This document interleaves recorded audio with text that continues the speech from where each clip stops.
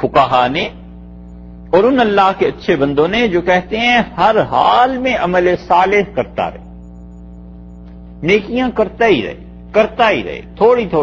تھوڑی کر کے بھی بہت نیکیاں ہو جائیں گی، اللہ کے ہاں پہنچے گا اور اللہ تعالیٰ اس میں برکت ڈال دیں گے، اللہ اس کو اپنی طرف سے مزید بڑھا دیں گے، دے دیں گے۔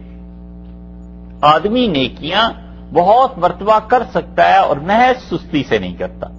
چاہیے کہ ایمان کے بعد اچھے اعمال، اچھی نیکیاں کرتا رہے۔ نبی کریم صلی اللہ علیہ وسلم نے فرمایا تم میں سے جس شخص کے پاس کھجور کے 2 درخت ہیں اور ایک اس کی ضرورت سے زیادہ ہے، کیا یہ نہیں ہو سکتا کہ وہ کھجور کا ایک درخت اپنے بھائی کو دے دے؟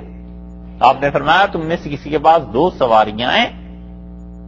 اور ایک سواری اس کی اپنی ضرورت سے زیادہ ہے، کیا یہ نہیں ہو سکتا کہ وہ اپنے بھائی کو دے دے ایک سواری؟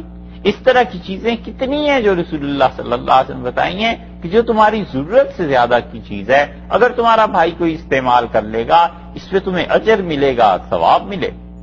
حتیٰ کہ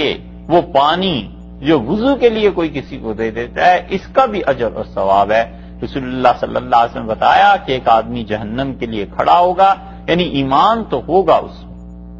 مگر اس کی نالائکیاں زیادہ ہوں گی، اور جنتی اس کے پاس سے گزریں گے اور وہ ایک آدمی کو پہچان کر کہے گا کہ تم جنت میں جو جا رہے ہو تو تم میرے محلے سے گزرے تھے اور تمہیں نماز پڑھنی تھی، یاد ہے میں نے تمہیں وضو کرا دیا تھا؟ اور وہ اسے کہے گا مجھے یاد ہے بالکل، تو وہ کہے گا تمہیں کچھ کام؟ وہ کہے گا میرا یہ کام ہے مجھے کہ آج مجھے لے چلو اللہ کے پاس اور اللہ تعالیٰ سے میری بخشش شفاعت کر دو، اور وہ اسے لے جائے گا اور اللہ تعالیٰ سے عرض کرے گا کہ اللہ اس کی شفاعت میں کرتا ہوں، تو اللہ تعالیٰ فرمائیں گے کہ ہم تم سے بھی خوش ہیں اور جس کے لیے تم کہو گے ہم تمہاری مانیں گے اور اسے اپنے ساتھ جنت میں لے جائیں۔ کہنے کو کیا ہے، ایک مگ، ایک لوٹا، ایک جگ پانی کا ہی ہے، لیکن اللہ کے ہاں اس کی یہ نیکی بھی ضائع نہیں۔ تو اللہ تعالیٰ نے فرمایا گویا کہ یہ فرما دیا ہمارا وعدہ ہے کہ لا نضيع اجر من احسن عملا، جس نے بھی اچھے کام کیے ہم اس کی نیکی کو ضائع نہیں کریں۔